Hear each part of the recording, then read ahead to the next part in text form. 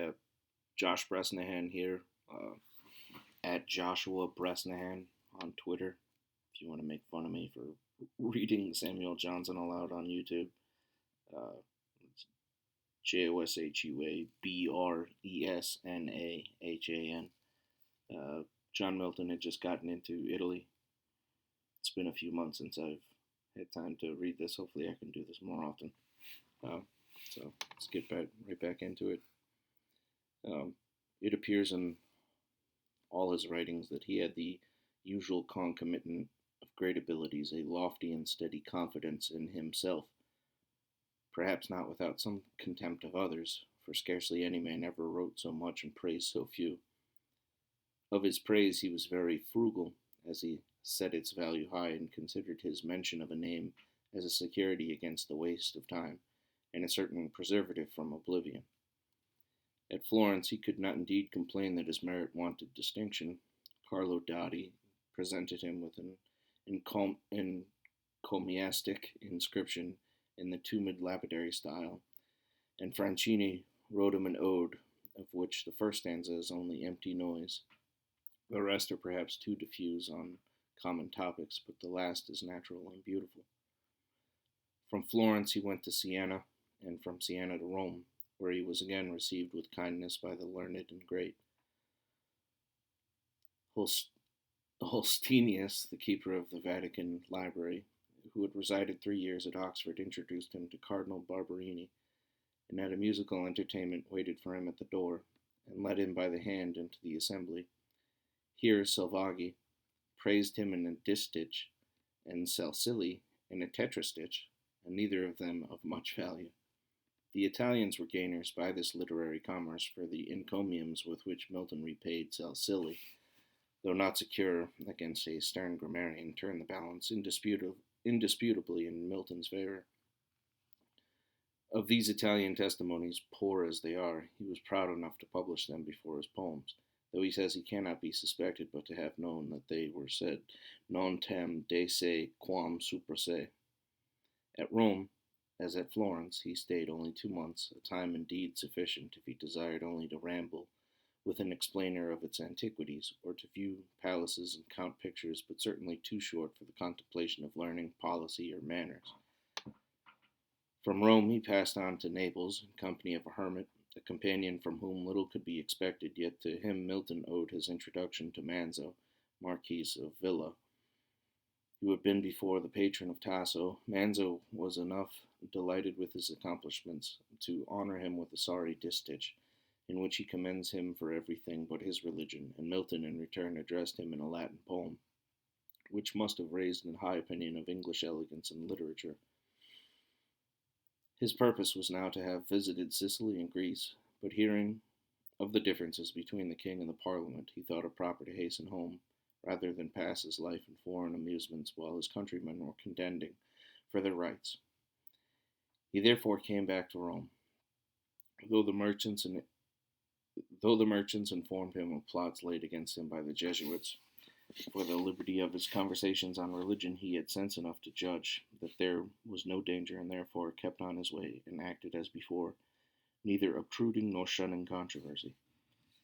He had perhaps given some offense by visiting Galileo, then a prisoner in the Inquisition for philosophical heresy, and at Naples he was told by Manzo that by his declarations on religious questions he had excluded himself from some distinctions which he should otherwise have paid him. But such conduct, though it did not please, was yet sufficiently safe, and Milton stayed 2 months before at Rome, and went on to Florence without molestation. From Florence he visited Lucca.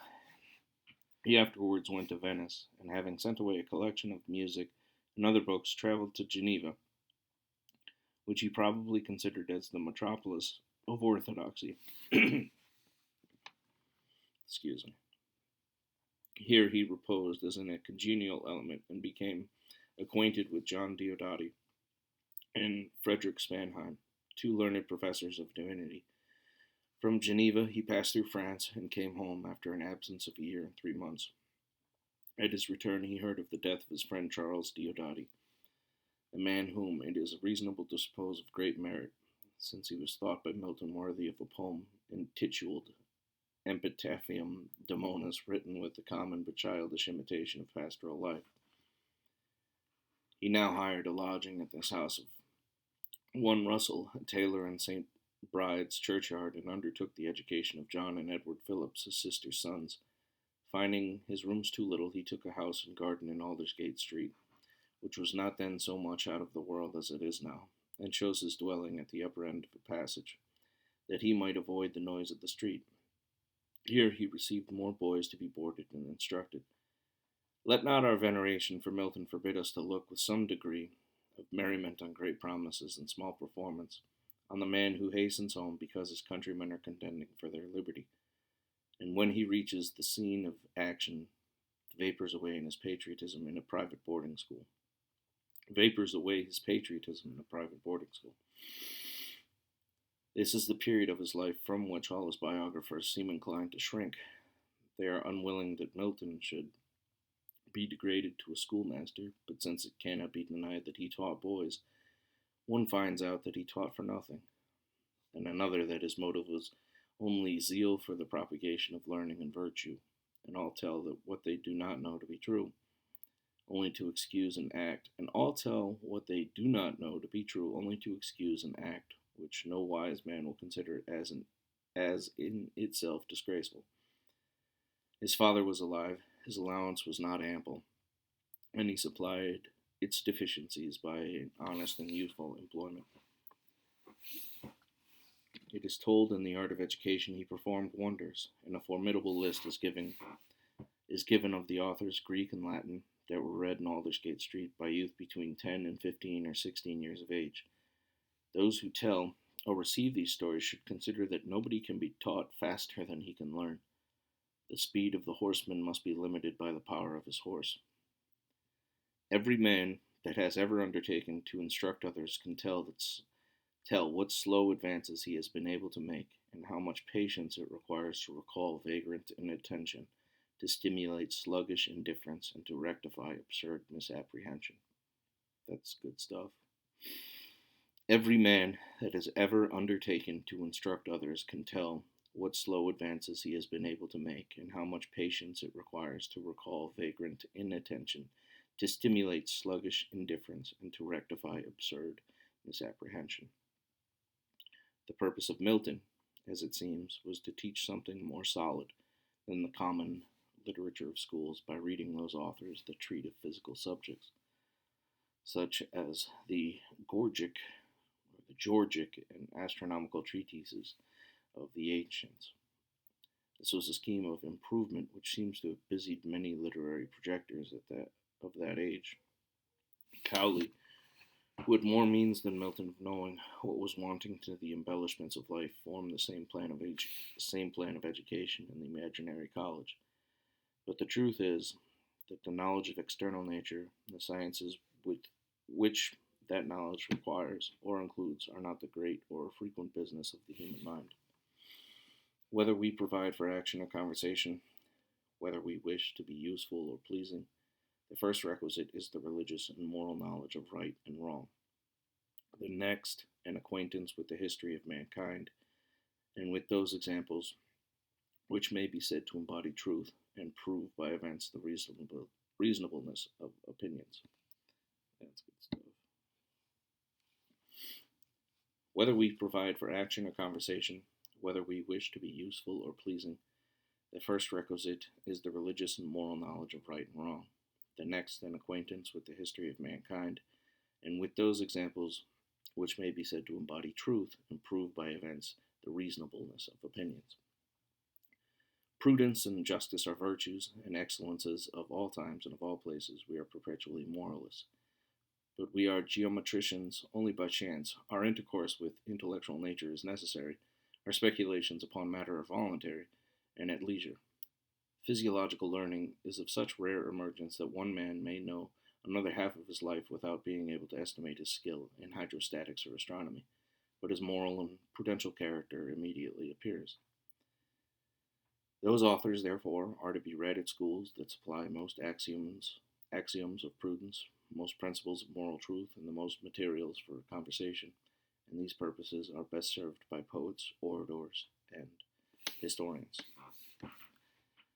Let me not be censured for this digression as pedantic or paradoxical, for if I have Milton against me, I have Socrates on my side. It was his labor to turn philosophy from the study of nature to speculations upon life. But the innovators whom I oppose are turning off attention from life to nature. They seem to think that we are placed here to watch the growth of plants or the motions of the stars. Socrates was rather of opinion that what we had to learn was how to do good and avoid evil. And it has that in Greek that turns out I can't read because I don't have the same kind of classical education that Samuel Johnson had. Of institutions we may judge by their effects from this wonder-working academy. I do not know if there ever proceeded any man very eminent for knowledge, its only genuine product. I believe is a small history of poetry written in Latin by his nephew Phillips, of which perhaps none of my readers has ever heard. That in his school, as in everything else that he undertook, he labored with great diligence. There is no reason for doubting. One part of his method deserves general imitation. He was careful to instruct his scholars in religion. Every Sunday was spent upon theology, of which he dictated a short system gathered from the writers that were then fashionable in the Dutch universities. He set his pupils an example of hard study and spare diet. Only now and then he allowed himself to pass a day of festivity and indulgence some gay attention of grace in. He now began to engage in the controversies of the times and lent his breath to blow the flames of contention. In 1641 he published a treatise of Reformation and 2 books against the established church, being willing to help the Puritans, who were, he says, inferior to the prelates in learning. Hall Bishop of Norwich had published a humble remonstrance to defense of episcopacy, to which in 1641 6 ministers, of whose names the first letters made the celebrated word of smectamanus, gave their answer. Of this answer a confutation was attempted by the learned Usher, and to the confutation Milton published a reply intituled Of Prelatical Episcopacy, and whether it may be deduced from apostolical times by virtue of those testimonies which are alleged to the purpose in some late treatises, of whereof goes under the name of James Lord Bishop of Armagh. I have transcribed this title to show, by his contemptuous mention of his Usher, that he had now adopted the puritanical savageness of manners. His next work was The Reason of Church Government Urged Against Prelacy by Mr. John Milton, 1642. In this book he discovers, not with ostentatious exultation, but with calm confidence, his high opinion of his own powers and promises to undertake something, he yet knows not what, that may be of use and honor to his country. This, says he, is not to be obtained by devout prayer to that eternal spirit that can enrich with all utterance and knowledge, and sends out his seraphim with the hallowed fire of his altar to touch and purify the lips of whom he pleases. To this must be added industrious and select reading, steady observation, and insight into all seemly and generous arts and affairs, till which in some measure be compassed. I refuse not to sustain this expectation. End quote. From a promise like this, at once fervid, pious, and rational, might be expected the Paradise Lost. He published the same year 2 more pamphlets upon the same question to one of his antagonists, who affirms that he was vomited out of the university. He answers in general terms: The fellows of the college wherein I spent some years, at my parting, after I had taken 2 degrees, as the manner is, signified many times how much better it would content them that I should stay. As for the common approbation or dislike of that place, as now it is, that I should esteem or disesteem myself, more for that, too simple is the answer, if ye think to obtain with me. Of small practice with a physician who could not judge, by what she or her sister have of long time vomited, that the worser stuff she strongly keeps in her stomach, but the better she is ever kecking at, and is queasy. She vomits now out of sickness, but before it be well with her, she must vomit by strong physic. The university in the time of her better health, and my younger judgment, I never greatly admired, but now much less. I wonder what he would think of university education in 2021. This is surely the language of a man who thinks that he has been injured. He proceeds to describe the course of his conduct and the train of his thoughts, and because he has been suspected of incontinence, gives an account of his own purity. That if I be justly charged, says he, with this crime, it may come upon me with tenfold shame. The style of his piece is rough, and such perhaps was that of his antagonist. This roughness he justifies by great examples and a long digression. Sometimes he tries to be humorous, lest I, this is a quote, lest I should take him for some chaplain in hand, some squire of the body in his prelate, one who serves not at the altar only, but at the court cupboard. He shall bestow on us a pretty model of himself, and sets me out half a dozen tisical mottos wherever he had them, hopping short in the measure of convulsion fits, in which labor the agony of his wit having escaped. Narrowly, instead of well-sized periods, he greets us with a quantity of thumbering posies, and thus ends this section, or rather dissection, of himself. Such is the controversial merriment of Milton, his gloomy seriousness, and is yet more offensive. Such is his malignity, that hell grows darker at his frown. His father, after Reading was taken by Essex, came to reside in his house, and his school increased. At Whitsuntide, in his 35th year, he married Mary, the daughter of Mr. Powell, a justice of the peace in Oxfordshire.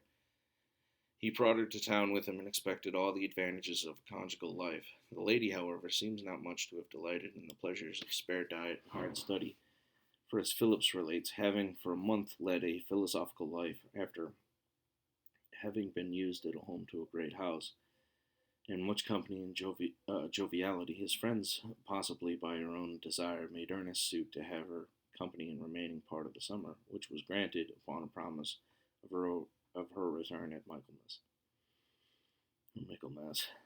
Milton was too busy to much miss his wife. He pursued his studies, and now and then visited the Lady Margaret Lee, whom he has mentioned in one of his sonnets. At last Michaelmas arrived, but the lady had no inclination to return to the sullen gloom of her husband's habitation, and therefore very, very willingly forgot her promise. He sent her a letter, but had no answer. He sent more with the same success. It could be alleged that letters miscarry. He therefore dispatched a messenger, being by this time too angry to go himself. His messenger was sent back with some contempt. The family of the lady were cavaliers. In a man whose opinion of his own merit was like Milton's, less provocation than his might have raised violent resentment, Milton soon determined to repudiate her for disobedience, and being one of those who could easily find arguments to justify inclination, published in 1644 the Doctrine and Discipline of Divorce, which was followed by the judgment of Martin Bucer concerning divorce, and the next year his Tetrachordon, expositions upon the four chief places of Scripture were treat of marriage. This innovation was opposed, as might be expected, by the clergy, who then, holding their famous assembly at Westminster, procured that the author should be called before the Lords, but the House, says Wood, whether approving the doctrine or not favoring his accusers, did soon dismiss him. There seems not to have been much written against him, nor anything by any writer of eminence. The antagonist that appeared is styled by him a servingman turned solicitor. Howell, in his letters, mentions the new doctrine with contempt, and it was, I suppose, thought more worthy of derision than of confutation. He complains of this neglect in two sonnets, of which the first is contemptible and the second not excellent.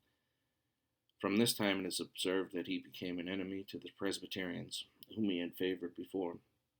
He that changes his party by his humor is not more virtuous than he that changes it by his interest. He loves himself rather than the truth. He that changes his party by his humor is not more virtuous than he that changes it by his interest. He loves himself rather than the truth. His wife and her relations now found that Milton was not an unresisting sufferer of injuries, and perceiving that he had begun to put his doctrine in practice by courting a young woman of great accomplishments, the daughter of one Dr. Davis, who was however not ready to comply, they resolved to endeavor a reunion, and he went sometimes to the house of Blackborough, his relation in the lane of St. Martin's le Grand, and at one of his usual visits was surprised to see his wife come from another room and implore forgiveness on her knees. He resisted her entreaties for a while, but partly, says Phillips, his own generous nature, more inclinable to reconciliation than to perseverance in anger or revenge, and partly the strong intercession of friends on both sides, soon brought him to an act of oblivion in a firm league of peace. It were injurious to omit that Milton afterwards received her father and her brothers in his own house when they were distressed with other royalists. He published about the same time his Aeropagitica, a speech of Mr. John Milton for the liberty of unlicensed printing. The danger of such unbounded liberty and the danger of bounding it have produced a problem in the science of government, which human understanding seems hitherto unable to solve. If nothing may be published but what civil authority shall have previously approved, power must always be the standard of truth. Yeah, fucking A, dude. If nothing may be published but what civil authority shall have previously approved, power must always be the standard of truth. If every dreamer of innovations may propagate his projects, there can be no settlement. If every murmurer at government may diffuse discontent, there can be no peace. And if every skeptic in theology may teach his follies, there can be no religion. That's something significant about that. That's pretty good. I mean, check that out. Like, if nothing may be published but what civil authority shall have previously approved, power must always be the standard of truth. And if every dreamer of innovations may propagate his projects, there can be no settlement. If every murmurer at government may diffuse discontent, there can be no peace. And if every skeptic in theology may teach his follies, there can be no religion. What? The remedy against these evils is to punish the authors, for it is yet allowed that every society may punish, though not prevent, the publication of opinions those society shall think pernicious. But this punishment, though it may crush the author, promotes the book. And it seems not more reasonable to leave the right of printing unrestrained, because writers may be afterwards censured, and it would be sleep with doors unbolted, because by our laws we can hang a thief. But whatever were his engagements, civil or domestic, poetry was never long out of his thoughts. About this time, a collection in 1645 Latin and English poems appeared, in which the Allegro and Penseroso, with some others, were first published. I'll take this up later on.